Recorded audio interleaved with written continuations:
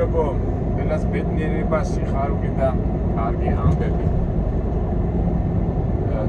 ამბები. კარგი ამბები, მაგრამ ეს ვიდეო ცოტა შეიძლება კარგიც იყოს, ცუდიც იყოს, მაგრამ მინდა გამაფრთხილებელი თუ უბრალოდ ის სიტუაცია ავწერო, რაც ეხლა ხდება ყოველ შემთხვევაში ამ ტრაილერების ინდუსტრიაში. ვიდეოშიც გითხარით, რომ წავიდა რეგულაციები, ამოწმებენ ყველანაირად დოკუმენტურად და რაღაც ცვლილებები შეიტანეს ამ ლოგბუქის ხმარების ამბავში. არ ვიცი, ახლა მე პირადად წინა ვიდეოში ვთქვი, რომ ეს ცოტა ისეთი თემაა, რომ მე პირადად სულთა შემოსავლინა გამომდინარე, ეს რა თქმა უნდა ყველა პიროვნება თვითონ წვითავს ამას, როგორ უნდა გააკეთოთ, მაგრამ მე პირადად ჩემ ამბავში ცოტა უკვე დავიძაბე რამდენადაც რა გადავწყვიტო და როგორ გავაკეთო, არ ვიცი. უბრალოდ ველოდებით მოლოდინის რეჟიმში ვართ. ამ რეგულაციებმა პირადად ჩემს ასე რა დაგიმაროთ მეგობრებო და პირდაპირ ვიტყვი რა. ადრე თუ კვირაში სიტყვაზე რა 2000-დან $3000-მდე ჩებოდა და გიხაროდა რომ რაღაცა ჩებოდა და ესეც უკვე გეცოტავებოდა, იმიტომ რომ ინფლაციიდან გამომდინარე ეს თანხაც არ არის ის თანხა, რომ ცოტა როგორც ცხოვრებაში ხდება წილო გინდა გიხარია და ამ რეგულაციების შემდეგ ასე პირდაპირ ვიტყვი 2000-დან 1000 და 1200 თუ დარჩა კვირაში მადლობელი უნდა იყო. წარმოიდგინეთ, ეხლა როგორი მომენტია, ეხლა სამსახურს როგორ ერიშოვი, როგორ ძღოლის და საერთოდ ამერიკაში იშოვი, მაგრამ ტრაილერის ძღოლობა იმით იყო კარგი, რომ კი, ბევრ რაღაცას იკლებ, ოჯახს შორდები, თვეობით გადიხარ და ვირაობით სახში არ ახარ, მაგრამ ამის გულთვის უნდა გიღიდეს მუშაობა და ფინანსური, ასე ვთქვათ, ინტერესი ფარავდა იმ დისკომფორტს, რომელიც იქნებოდა, რომელიც, ყოველ შემთხვევაში ახლა სიტყვაზე ვთქვათ, დაიწყო მუშაობა მშენებლობაზე, ან სადმე ტაქსისტად, ან სადმე ჩვეულებრივ სტანდარტული როგორც ცხოვრობენ ადამიანები, $700-800 კვირაში ყოველთვის გააკეთებ რა, $1000. ტრაილერის ძღოლობას იმიტომ იწყოდნენ ადამიანები, რომ ესეთი დისკომფორტები რო იყო და რამდენი პრობლემები რო იყო, არა 1000, 2000 და 2500, ასე გამა. დიდი განსხვავება იყო შემოსავლის მხრით და ბევრ ადამიანს უყიდა. მაგრამ ამ რეგულაციებმა არ ვიცი, აი ხა მოგიყვებით გამომივიდა 2000 კი არა, უკვე ის იგივე 1000 და 900 ამ პირობებში რჩება ეს მოგება. ანუ შემოსავალი. ეხლა ისმის კითხვა კაცო, $1000-მდე მივიღებ კვირაში სახში ხეფასი მექნება და ოჯახში წავალ და სახში დავიძინებ და იმას და იგივე მექნება ტრაილერზე, იგივე 1000, 1200 და სულ დღე და ღამე გარეთ ახარ, თავისთავად უნებრივია ყოველთვის არჩევ სახში ჯომას და ჯომას კი ანუ სახში ყოფნას მეგობრებთან ურთიერთობა ჩვენ ამაზე ბევრჯერ გვილაპარაკია ტრაილერის ძღოლი რო ხარ შენ უკვე რა მეგობრები, რა ამხანაგები, რა ცოლ-შვილი, რა კაი დროს დარება და ასეზე სულ დღე და ღამე გზაში ხარ და ადამიანი ითმეს რომ რაღაცა მიზნები აქვს დასახულეს გასაგებია, მაგრამ ფაქტიურად უკვე აზრი ეკარგება ასეთ მუშაობა და და მე პირადად ეხლა უკვე ძებზეც რო დავდვენ რამდენი უკვე ჩამოსულოთ ორი კვირა და ჩვენ ძღოლებს აი რო უყურებ, აი სიტყვაზე 15, 20, 25 წელი რო არიან ნამუშევრები, განსაკუთრებით თეთრკანიანებს და საბჭოთა კავშირიდან წამოსული რუსები, უკრაინელები და ჩვენი რა საბჭოთა სივრციდან წამოსულები მასიურად ანებებენ თავს. მე აღარ უღით და წერანაც რო ვთქვი, ჩემია სახში იყოს, ყოველ დღე სახში გაათენოს ღამე, ვიდრე აი ესე იპოდიოს, იმიტომ რომ შემოსავალი ფაქტურად იგივეა, რაც გარიციაროში და სახში ყოფნის. ალბათ დაისმება კითხვა რატო? აი რეგულაციებზე მე მაინც ეზოპესენით ვილაპარაკებ, აი ეს ლოგბუქი ერთ სიტყვით დროს მივყვება. აი ხა მიავიღო ჩემი ამბავი. მე ოთის ვცდილობ ხოლმე რომ ამე გამოვიძინო და დღის განმავლობაში გავიარო ეს გასასვლელი. მაგრამ ეხლა უკვე რეგულაციებიდან გამომდინარე ამის საშუალება მე არ მაქვს და უნდა მიყვე ის სიას. თქვენ იცით ხო 11 საათი მუშაობ, მე უნდა დაიძინო და 11 საათზე მეტი სიარვის უფლება არ აქვს, მაგრამ აქ რა მომენტია იცით უკვე ლოგბუკი როდესაც მოითხოვს ამის 2 საათზე გახვალ, 3 საათზე მე ვაკეთებდი ისე რომ დილის 6 საათზე გავსულიყავი და საღამოს საღამოს 8 საათამდე მემუშავა 10 საათამდე და ღამე გამომეძინა ხო? ეხლა ისე მაგ არეული დღე და ღამე თვითზე უნდა მოასრო, ის ზუსტად 11 საათი უნდა გამოიყენო, თუ ვერ გამოიყენე ის დრო და ისე ვერ მიხვდა თავის, უნდა გაჩენდე. მერე ხან ღამე გძინავს, ხან 2 საათზე იწყებ მოძრაობას, ხან 3 საათზე, ხან 6 საათზე და ნუ არეული მაგ დღე და ღამე. აი მაგას მოიწმენ, მაგრამ ტვიტი ხო უნდა ჩაიტანო თავი დროზე და გამორიცხულია ვერ ჩაგახ თავი დროზე. აქედან გამომდინარე ადრე სიტყვაზე ტვიტი უნდა ჩაგეტანა 3 დღეში. ამ რეგულაციების შემდეგ უკვე ჩაიტან არა 3 დღეში, არამედ 5 დღეში და 6 დღეში. გამოდის რა, ესე იგი დრო უფრო მეტი გეკარგება და იმ თანხას უკვე ვეღარ იღებ ის ხარჯები რაც აქვს, მით უმეტეს მე რომელიც აგერ მანქანა მაქვს ნაქირავები. მაქირავა ის მანქანა ეხლა იმას სულ არ აინტერესებს შენ ეხლა 3 დღეში ჩაიტან 5 დღეში თუ 6 დღეში იმას გადასახადი უნდა გადაუხადო. მაგრამ ამასობაში ტვირთი რომელიც 3 დღეში უნდა ის 6 დღეში ხო 3 დღეში ხო ჩაიტანე სიტყვაზე და მე სხვა ტვირთს აიღებ და 6 დღეში თუ ჩაიტანე ტვირთის ფასიდან გამომდინარე აღარ რჩები ხარჯები გაისტუმრე და რა გამოდის რომ გადააობ და რა ვიცი და ასე უხეშად რო ვთქვათ ადრე თუ ქონდა განსაზღვრული რომ უნდა დაგჩენო და კვირაში სიტყვაზე $2500 ეხლა რჩება $1100 სიტყვაზე და რა გამოდის უკვე რაც წეღან რო ვთქვი რომ მაშინ მე მიჩემნი ესე სახში ვიყო და 1000 წნარად ვიმუშაო დილის 8 საათი და 5 საათამდე ვიდრე აი ესე იარო სულ გარეგანი და თან მე გზაშიც არის შემოწმებელი ვესტეიშენებზე ხა წამოდგე კალიფორნიიდან გამოვედი კალიფორნიაში გამაჩერეს შევედი ნევადაში გამაჩერეს მეუნები ოფიცრებს ხო გამაჩერეს არ გვაინტერესებს მაგათ ხო სისტემაში ერთი აქვს მე იუტაში კიდე გამაჩერეს შემიმოწმეს გადამიმოწმეს ეს აბუთები თავისთავად პირველ რიგში ამ ლოგბუქს უყურებენ და აი ახლა მე კოლორადოში ვიმყოფები და აი აქ რო შემოვედი კოლორადოში აქაც გამაჩერეს იგი ინსტრუქცია მიცემული რა აქვს მიცემული აი მიდის ასე თქვათ შემოწმება აი თითქმის 400-500 მაილში სრაბა კალიფორნია იუტანება 4-მა ვესტეიშენმა გამაჩერა და გამომიშვა თავისთავად თავისთავად უკვე გაჩერებას და ეს ამბობდა იქიდან გამომდინარე რომ ყველაფერს ვერ აკეთებ ტვირთი ჩავა დაგვიანები და ნუ ის გადაიხდიან მაგრამ ნუ რა ვიცი ხო ქირავებელი იგებს შემკვეთი იგებს და მძღოლს ჩება რა ჩება მაგრამ რა რომელიც უშუალოდ ლაპარაკობდი ხა ყოველ შემთხვევაში ჩემთვის ეს ძალიან მიუღებელია თუმცა აი ხა მე წეგანაც რო ვთქვი რომ აი ეს თეთრკანიანები ანებებენ თავს და ნების ყოველი მეორე მესამე ან ინდუსია ან აფრიკელი შავკანიანი იმ ქვეყნებიდან სადაც რა ვიცი სიტყვაზე ახლა მე შეურაცხყოფას არავის არ ვაყენებ მაგრამ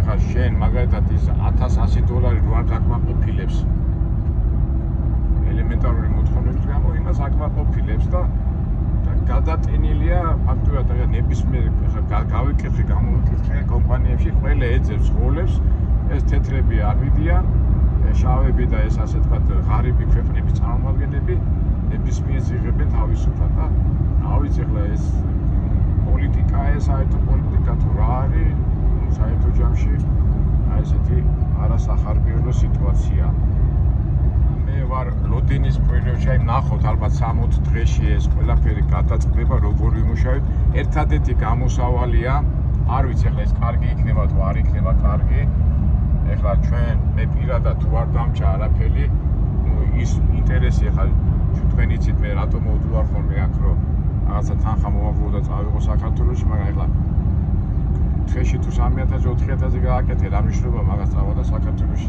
ჩულებრივად ვიმუშავებ და სახში მაინც ვიქნები მაგრამ ეხლა მე რა ის იმედი მაქვს და არ ვიცი შეიძლება საბაზრო ეკონომიკა მაინც თავის უნდა ქნას უკვე მაშინ გადატანის ამ კომპანიებმა აი ხა მე ჩემ შემთხვევაში მანქანის ფირავნობა უნდა დაიწიოს, ეხლა ხომ მე $150 ვიხდი კვირაში. თქვა გახადო $600 და კომპანიას რო უხდით 18%-ს უნდა დაწიო, თორემ მაშინ აზრი არ აქვს 18 აი სავარაუდოდ 13-14% თუ დაწიეს, უკვე კიდე შეიძლება დაფიქრდე გააგრძელო მუშაობა თუ არა. ნუ თავისთავად ეხლა აი ამასაც თუ მიხედეს ამ ამბავში, ნუ კაი ამას დავანებო თავი, რაც გაანკაცეს და რაღაცა კონტროლი ხდება ამით ყველაფერი, კაი, გასაგებია, მაგრამ მაშინ უკვე ფასები უნდა მოუმატონ ტვიტებს და უკვე უნდა გიღიდეს. ესე იგი ამ ფასებზე უნდა მოუმატონ ტვიტის გადატანაზე და მეორე ვარიანტია გადასახადები უნდა დაამიკრო. 18%-ის ნაცვლად 15-14 რო გახადონ, შეიძლება კიდე დაფიქრება და პლუს კიდე ქირავნობის დაკლება. რაღაც, მაგრამ მე ვფიქრობ, რომ ეჭვმეპარება, რომ ქირავნობაზე ფული დააკლო, მაგრამ აი პროცენტი უნდა დაამიკრო ნებისმიერ ვარიანტში 18%. აი ნახავთ ახლა და ყოველ შემთხვევაში მე 18%-ს აღარ გადავუხდი, მე ასე ვფიქრობ, მიჩემნია ისე ცოტა ნაკლები პროცენტი და კიდევ აი მაილებზე რო ვიხდით ხოლმე გადასახადს, იქაც უნდა დავაკლები. რა ვიცი, აი როგორ წავა საქმე, ან თუ არა და მაშინ მე აზრი არ აქვს და დავანებო თავი და მე ყოველ შემთხვევაში ამერიკაში დარჩენით არ დავჩები, გამოვეგზავრები თბილისში. როგორც პაულო კოელიოს გმირი დაბრუნდა თავის სამშობლოში, ეძებდა იმ განძს. წინა ვიდეოში მაგაზე საუბრობდი. მე იცი რა მაგონებს, მეგონება აი ახლა მე ხო თბილისში ტურისტული კომპანია მაქვს და ჩვენ ამ ავტობუსებს ვაქირავდით ხოლმე და ხარო და ერთ ჩემ მაგალითს გავიხსენებ რა.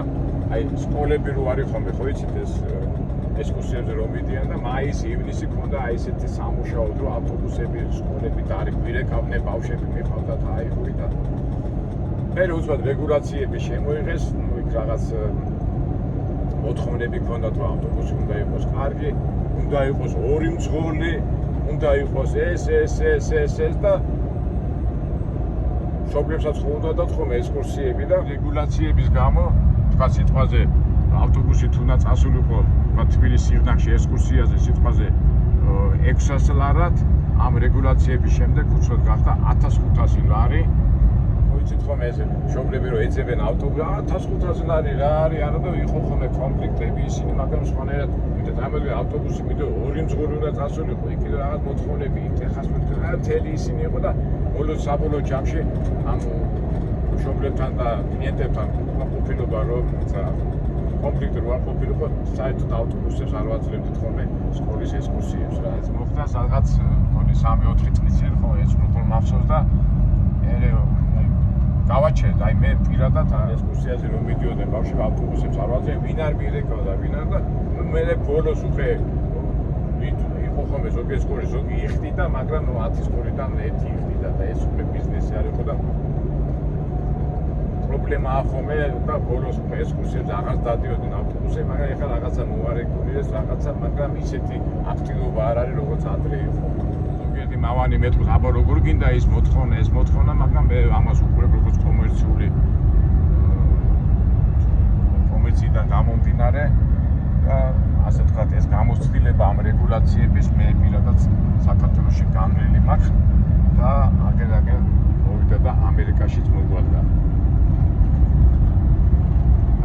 თანამედროვე დროში ეს ონლაინისა და კომპიუტერის საშუალებით რეგულირება, კონტროლი ძალიან მარტივია, ადვილია, მაგრამ ფაქტია, რომ ექვემდებარები ამ კონტროლის ქვეშ. ეხლა ჩემი ბუნებიდან გამომდინარე, კაცი რომ მე შეჩეული ვარ ცოტა თავისუფალ მოქმედებას, თავისუფალ იმაზე, რაღაც ისეთი მდგომარეობაში ჩავარდით, რომ ექვემდებარები ამ რა ქვია ტექნიკურ იმასთან არ ვიცი დავარქვა ამ ცნობას, მაგრამ ფაქტია რომ შეზღუდული ვარ და რაღაც ჩარჩოში უნდა ჩავდე, მაგრამ ეხლა მე მკითხე მაწყობზე ჩარჩოში ჩაჯდომა და რაღაც ამ თემაზე ჩვენ ხშირად ვილაპარაკია რომ სოფლიო მიდის მმართველობის რაღაც ერთ სისტემაში ეს ბიბლიური თემებიდან გამომდინარე და ფიქრები, ჩაკეტილები ვიქნებით რაღაც სისტემაში. ეხლა ეს ამაზე ბევრჯერ მე წინა ვიდეოებში გამოდიოდი, სულ მეწინააღმდეგებოდნენ, აბა როგორ გინდა პროგრესი, მაგრამ პროგრესი, როდესაც კარგავ შენ თავისუფალ ნებას, ეს უკვე ცოტა გლობალურ თემებზე გადავიდა, ან ბიბლიურ და ახლა წერია დაეცა ინფლეცია რაღაც ამბობს ყოფილა.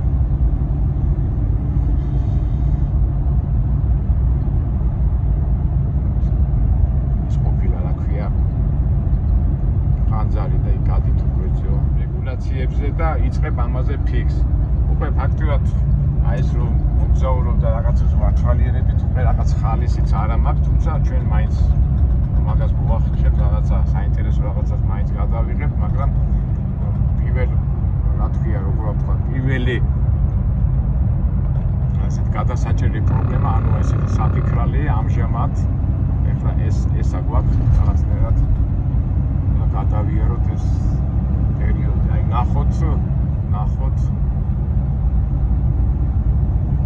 საერთოდ ყოველთვის ჯობია დაელოდო სიტუაციას.